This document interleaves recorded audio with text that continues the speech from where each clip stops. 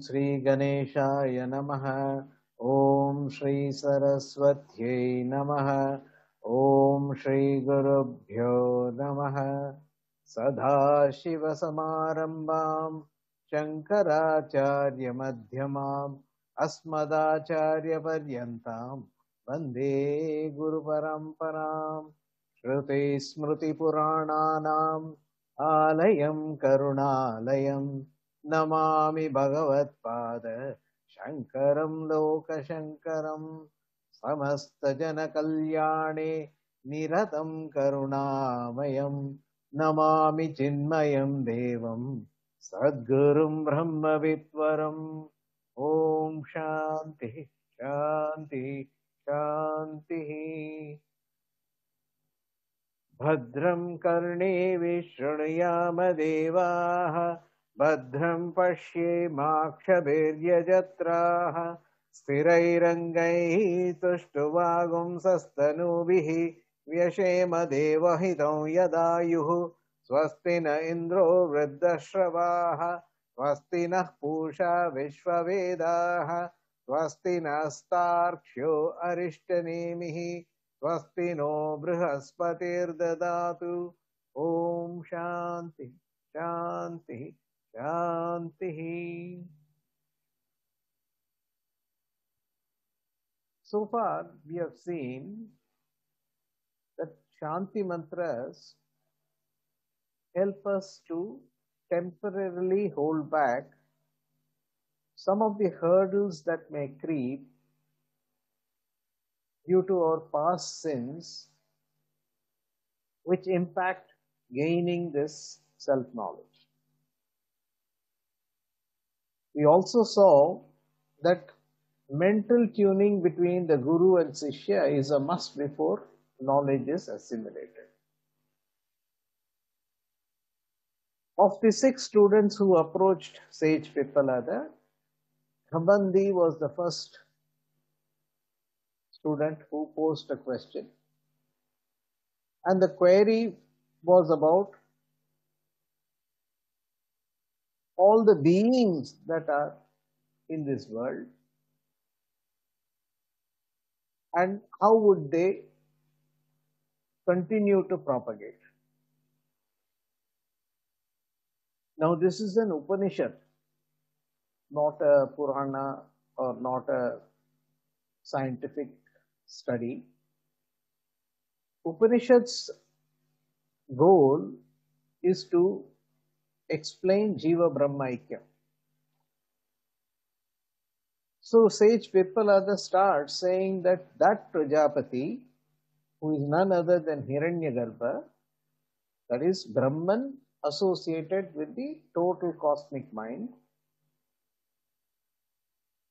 it is a placeholder for some jiva who wish to become all-pervasive in the previous kalpa, and because of his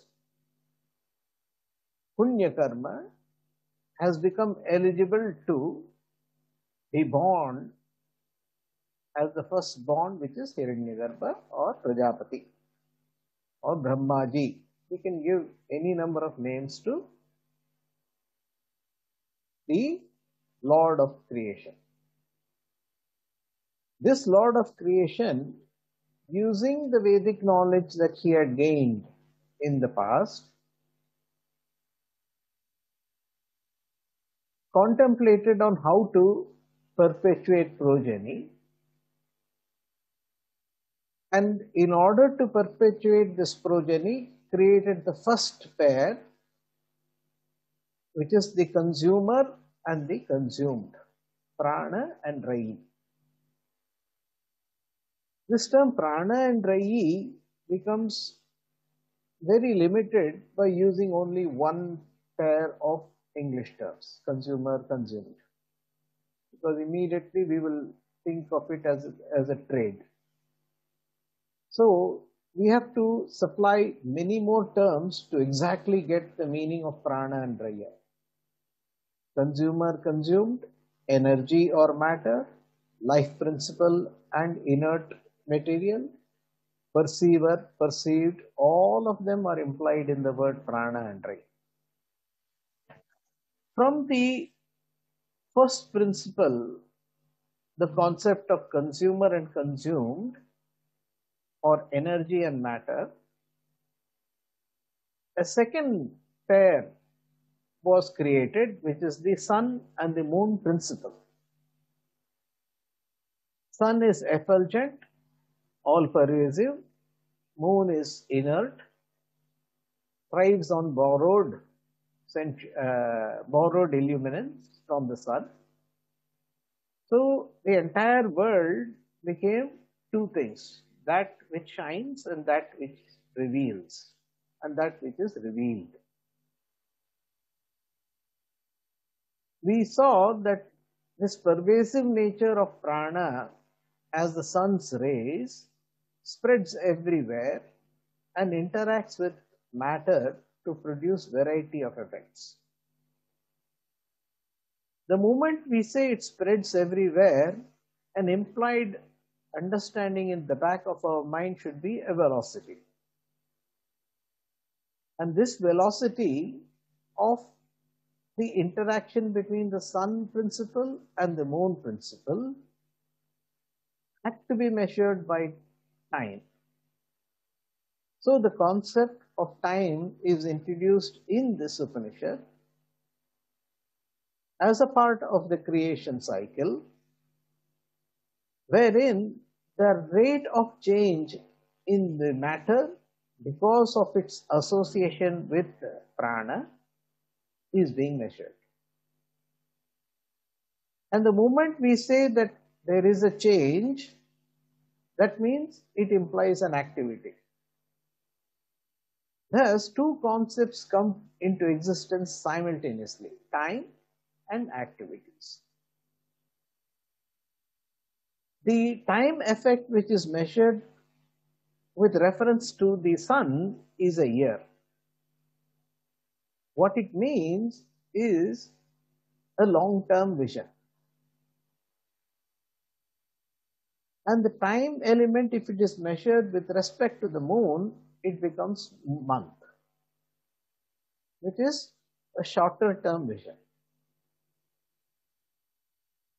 In the time span of the sun and the moon, the smallest unit of energy and matter which does exhibit sentiency is actually jiva. This sentiency expresses as actions, and these actions could be classified as those that will liberate us and those that will bind us.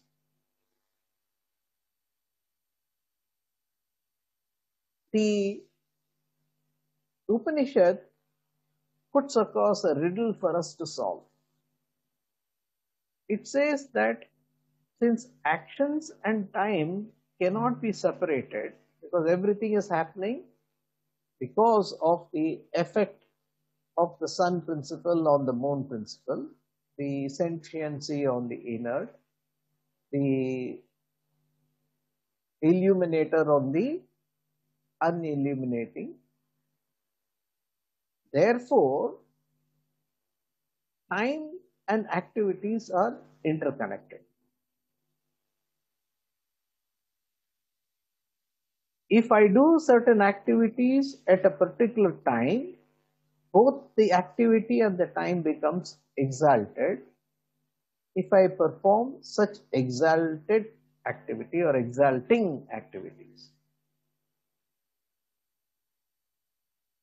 the time and the activity will become ignoble if I perform certain activities which are not liberating in nature. So time per se gets qualified by the nature of activities, and in order to bring this out, the Upanishad postulates the northern path and the southern path, connected with the Samvatsara, and there we had stopped. I hope this point is clear in all of your minds. Okay. Now the Upanishad proceeds further, saying that if in the long-term vision of a jiva, if for some reason he is unable to maintain the liberating vision in his mind, that is, mokshum iksha is not severely there. Intensity of moksha, intensity for liberating oneself, intensity for remaining in this path of Brahma Vidya is not there, and therefore we may be oscillating between Brahma Vidya and Laukika Vishayas or worldly pursuits. For such people, since a long-term vision is not there for that individual, then a strategic support is given. What is a strategic support? Instead of having a long-term vision, at least you try to manage what you ought to do in periods of time which is short-term in its perspective. What does it mean? If I'm not able to allow my vision to guide my activities, then I have to force myself to do those activities in a strategic manner. Meaning, I'm not allowing my vision to guide me, but I'm forcing my mind and intellect to take short-term decisions which are good. Even though my long-term vision is flawed, I can correct it by my short-term activities. Can you go to the next slide, please? So, in mantra 1.9, if you notice, I don't know if you can see the pointer. Okay, you can see it. Good. See, the third pair, which said time and activities on the long term, there are two possibilities. A higher vision, which will take us to liberation, and a lower vision means that we need to do something else.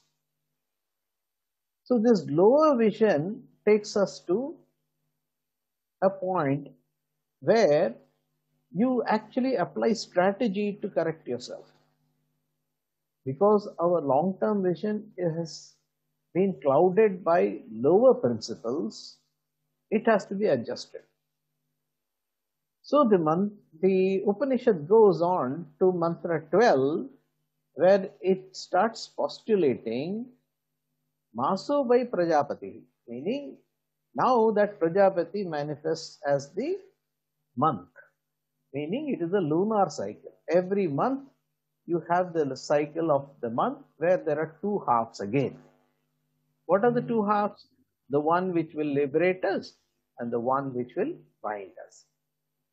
See, in this Upanishad, the northern solstice is associated with liberating activities, and the southern solstice was identified with binding activities.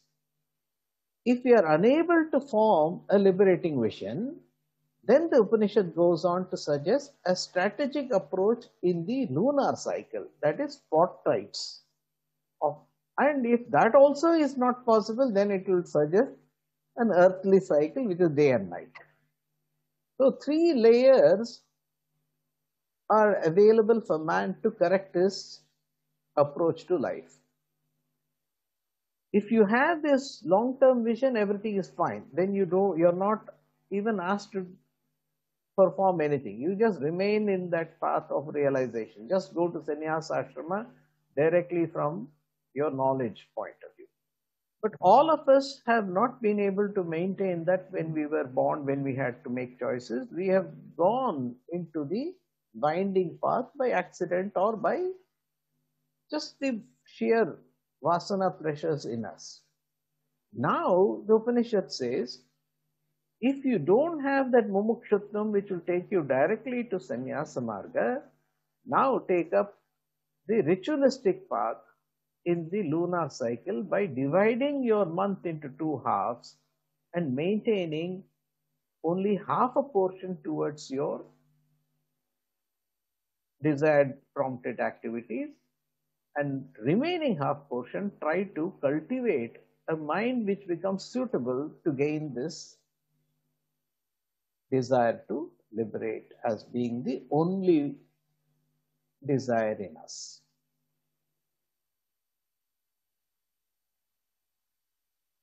So let's go into mantra 12. It will become clear as I walk you through that. Can you go to the next slide, please?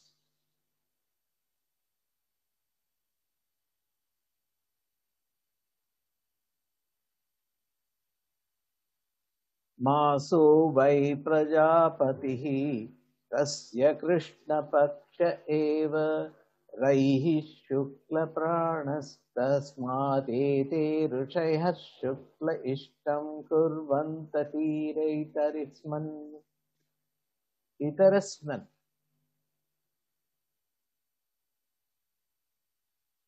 In the other side. So here Rishi means those who are knowledgeable. We are not talking about animals. We are not talking about totally ignorant people. We are not talking about people who have not tried to figure out the purpose of life. They're just flowing into life as it is available. We are not talking about all of it. We are talking about those who wish to find out what is the real purpose of our life with all the constraints of their intellect and mind shaped by their vasana. They still are trying to figure out an answer to life, like many of us. That Prajapati who was the Samvatsara also became Masaha, the month. Why? Verily, Prajapatihi, the Lord of creatures. Tasya, the months. Krishna Paksha, the dark fortnight, only. Raihi, matter.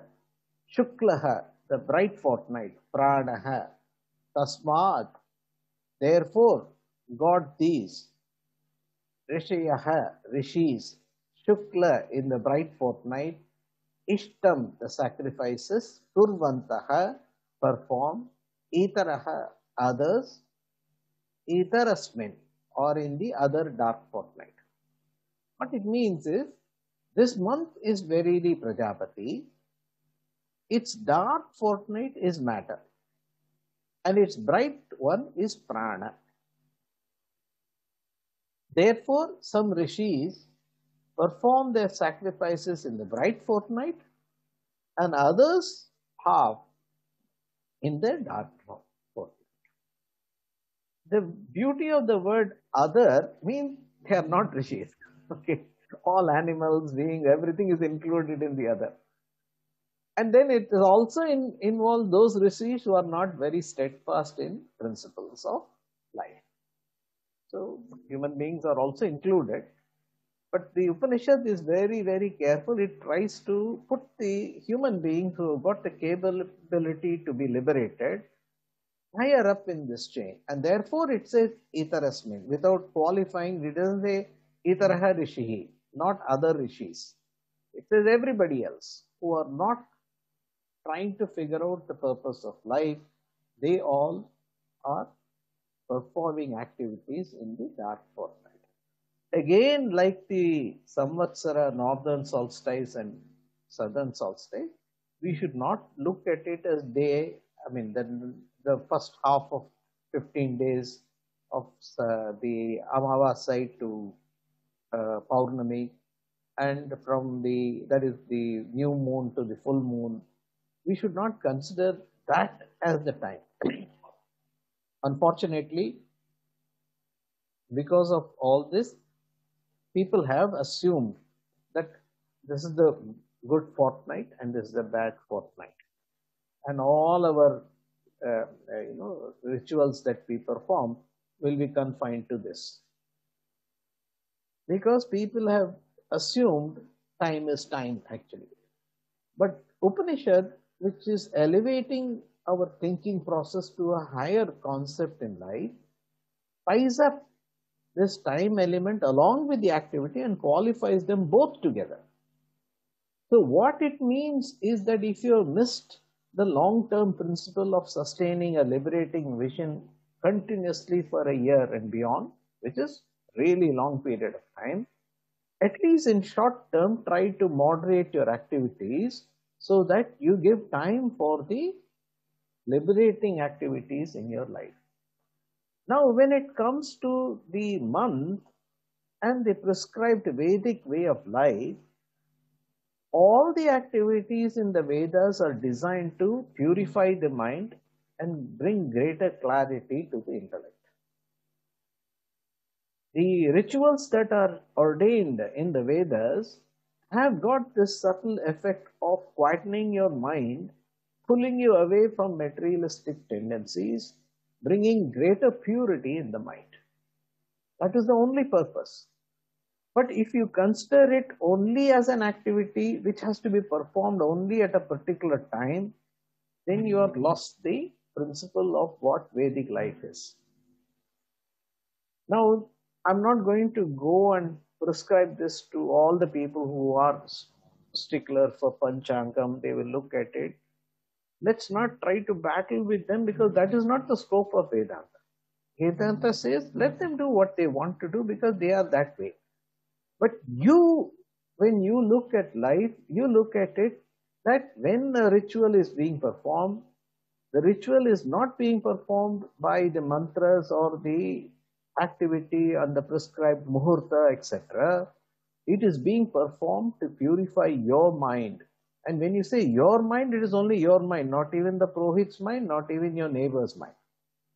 So that purity of your mind which you have to gain, concentrate on that aspect in the mantras and that aspect in the time, and therefore you will be able to liberate yourself. So the month is verily Prajapati, dark fortnight is matter, bright point is prana.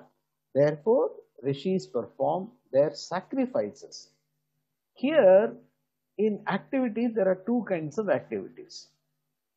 Those which are desire prompted and those which are desireless. When you say sacrifices, the desireless activities are indicated.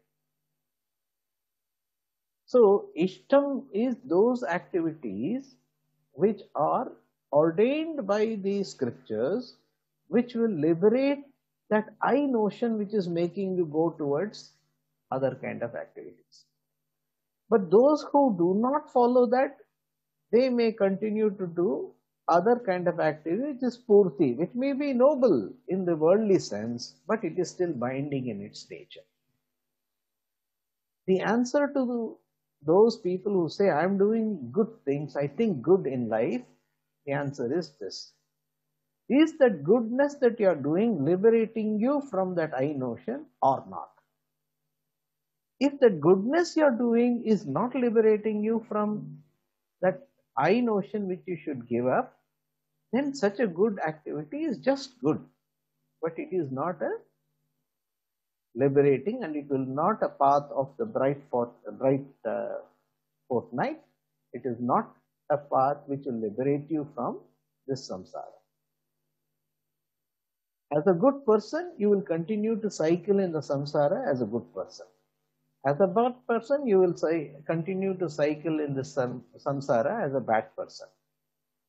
As a mixture of good and bad, you will continue to cycle in the samsara as good and bad. The moment you have associated yourself not with the activity but the principle behind it, which is what this Upanishad is opening up, then there is a marked difference in the effect of these actions on us. So the same Vedic rituals which we abhor today because of the depravity to which they have reached because of certain elements of our society, the same rituals can be continued with the knowledge of Upanishads and Vedic knowledge, and they become uplifting and liberating in nature is what we have to learn, and this is what we have got today. Next slide, please.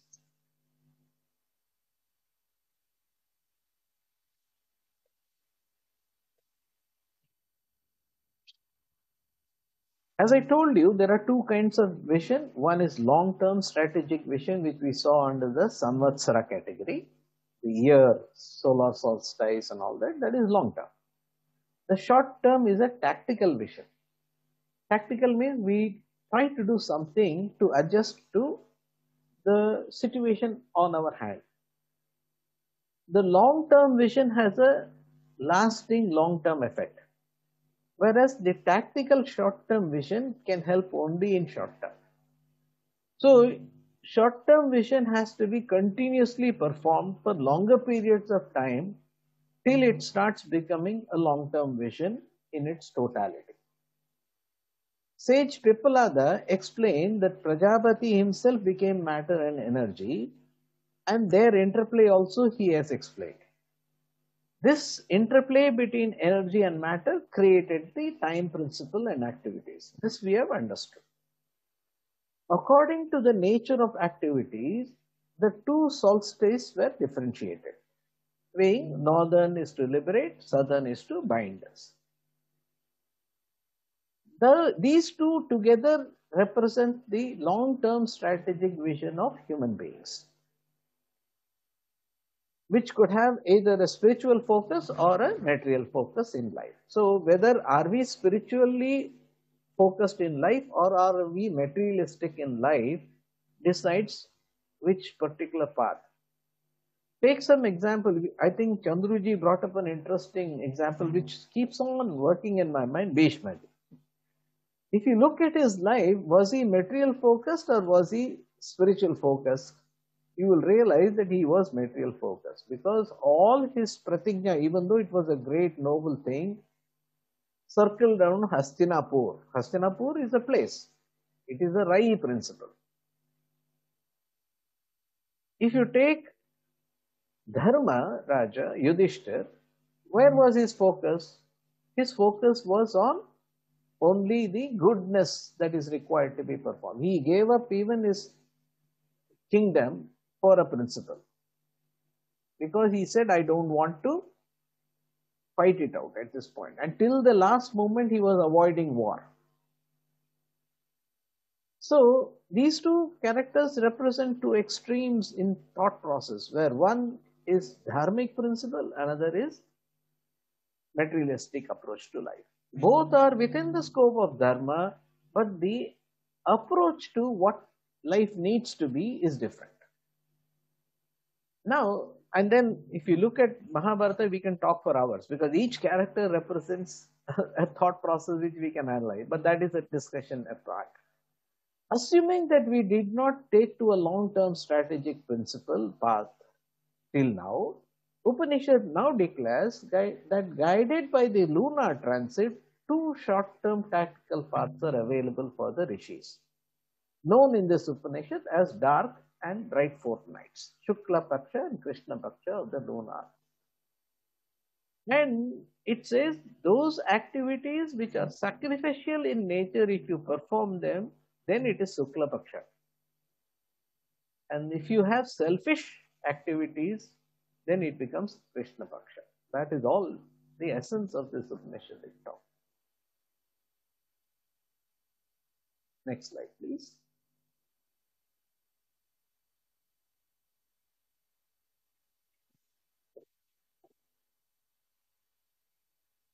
The two effects that we saw, a divine play which is superimposed on the Samvatsara, came from Aditya, the sun, who in turn was conceived by Prajapati, who in turn is none other than Brahman. Please understand, you have to always keep in mind we are talking about Brahman, because in this detailed discussion, if you lose the thread and say that it is Brahman which is only the substratum, everything will get lost. So this divine, there are two effects that are created by the interaction between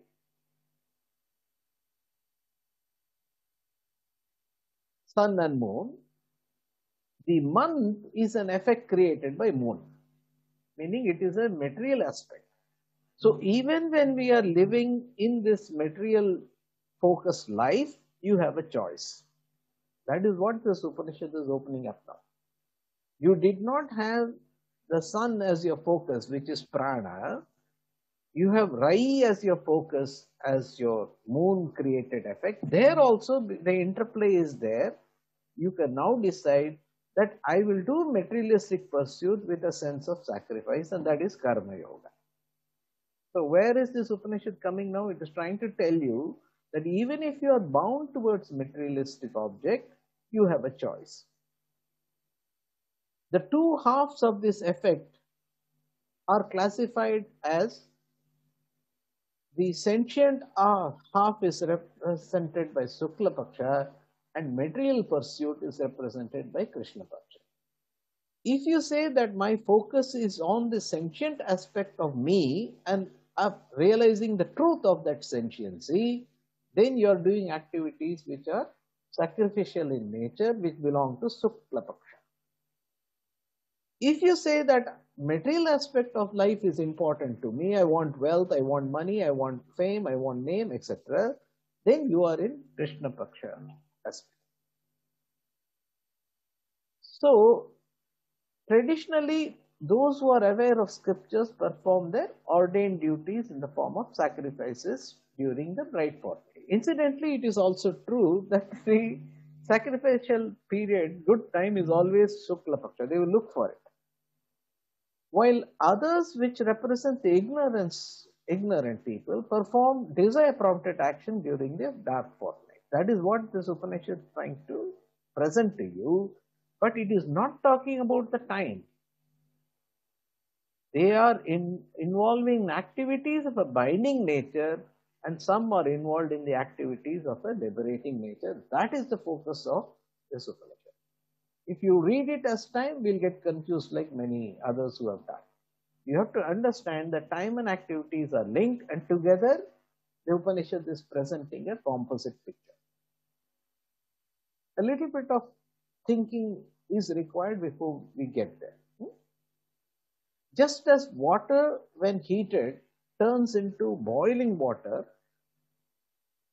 and water, when you actually cool it, becomes solid ice. Okay. Yet, everything is only water, correct? Ice is cold to touch and it will melt. And steam you can never touch because it burns. Now, it is Prajapati Brahman which became everything. The good things in life, the material aspect is Prajapati. The elevating, liberating thoughts and activities is Prajapati. And the effects they produce on us is also Prajapati. And their source is Prajapati. Just as water became steam and water became ice with two different kind of properties and two different kind of effect, so too the two Krishna Paksha and Shukla Paksha is Prajapati, is Brahman, which produces two effects on the Jiva. Two paths are there, tactical paths are opening up for the Jiva. That is what this Upanishad is trying to communicate to us at this point. Next slide, please.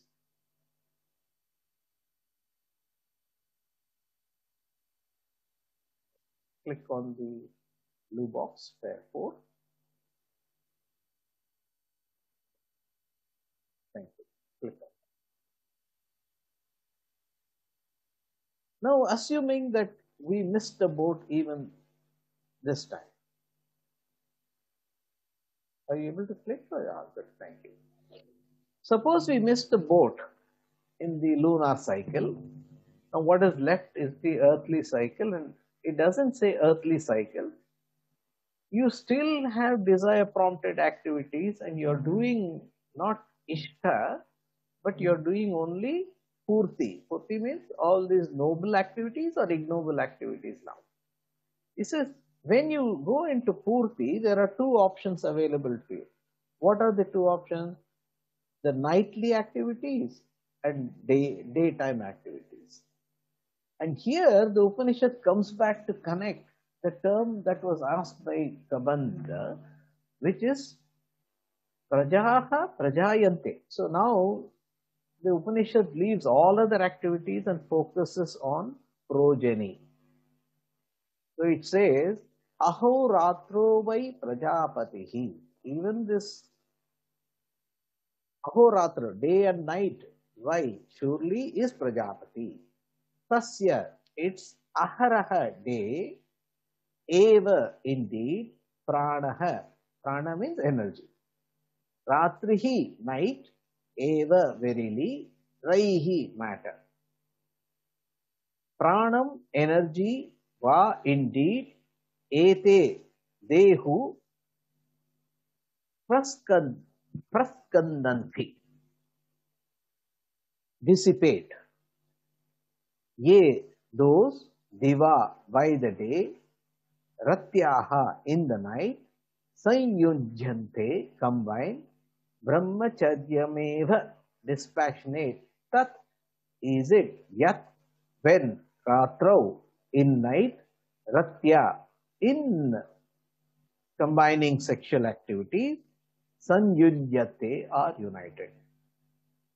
Upanishad comes down to progeny in this part of the mantra. And you have to be very careful in understanding this mantra, because this mantra can be totally misunderstood by many. We'll go through it very carefully, and then during the discussion time, I'll try to help you get a greater clarity if possible. Okay? Can you go to the next slide, please?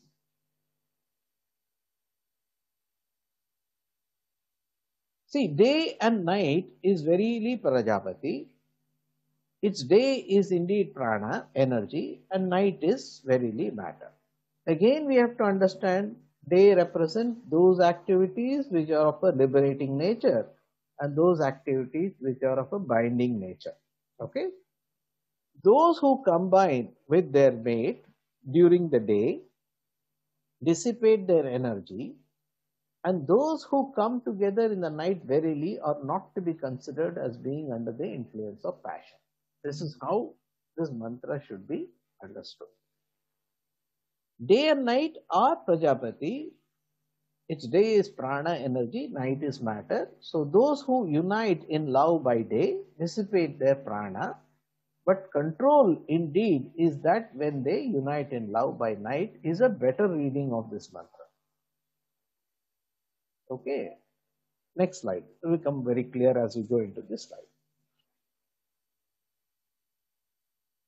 After we discuss the long-term vision, short-term strategy, the Upanishad reviews activities on a day-to-day basis.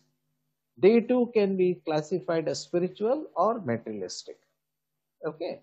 Since the question pertained to propagation of life forms, the Upanishad is restricting itself to analyzing only one activity, which is union between the opposite gender. Because now the Upanishad is trying to answer the question that was raised. So we have to assume that this is a placeholder for all kind of activities that we do during a day and night. So activities which bind us or activities which liberate us are the points that are brought up here. Aho Ratrau, here sage Pipalada shows that the 24-hour day is also Prajapati, because in it also there is the sun principle, energy principle, and the moon materialistic aspect operating. The daytime represents the energy aspect and the night time is the matter aspect. If you give importance to prana, then it is called day. If you give importance to rai, that is the material pursuit, then it is called night. In other words, daily activities which bind us and activities which can liberate us are the day and night aspect of the day. The one who understands the difference between these activities of each day, which are of a liberating nature, and those which bind us, and thus lives a life appropriately balanced between them, is brahmacharyameva. The word brahmacharyameva in this mantra is very significant. You should not understand it as mere celibacy. That will mislead us totally. What it means is those who are able to understand the difference between these kind of activities and follows an appropriate lifestyle is in the path of Brahman, meaning he is on the liberating path also. That is what is to be understood. Now, when you say he's in the path of Brahman, unless he had the vision that we talked about in the first northern path and southern path, liberation does not happen, right?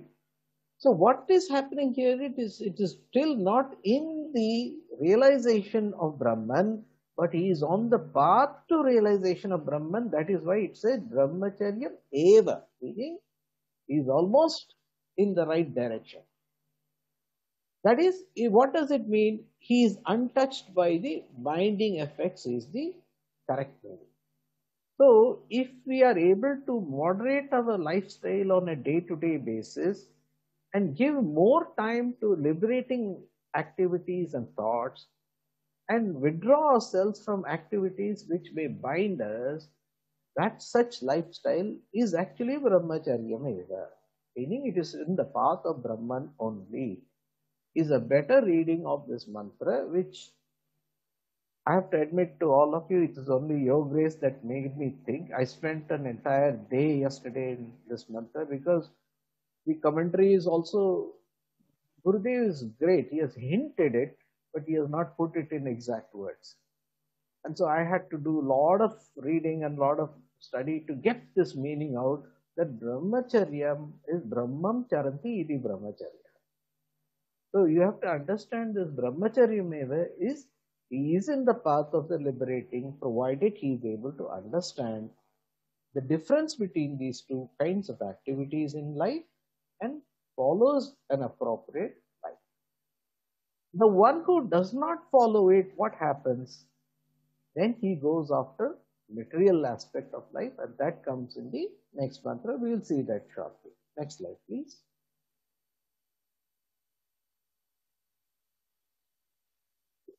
We have to keep some very subtle points which come out from this mantra. Okay.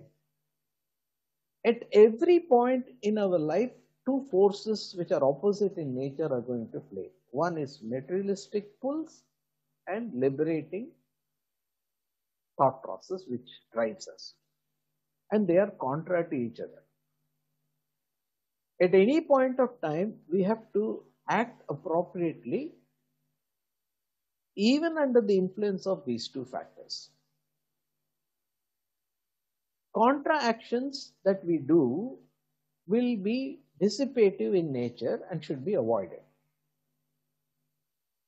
Human beings should always carefully navigate through these forces on a day-to-day basis and continuously spiritually uplift ourselves by choosing wisely.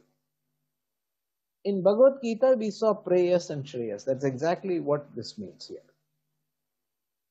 Prior to Bhagavan Shankaracharya, the path of knowledge was taken by seekers after experiencing Grahastha Ashrama.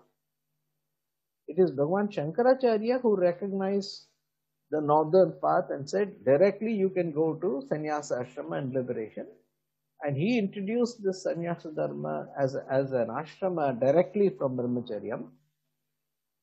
And Grahastha was disowned by Bhagavan Shankaracharya at that point in time. Prior to that, everybody went through all these cycles. This question pertains to how creatures came to be and propagate, and this mantra and the next will also pertain to answering that part of the question. So that is how we have to understand this mantra is, if you do not follow this discriminative lifestyle which is mentioned in this mantra, then you will find that you will be propagating the perpetuation that will come up in the next mantra. I do not know whether I should go forward. Can you take away the slide, please?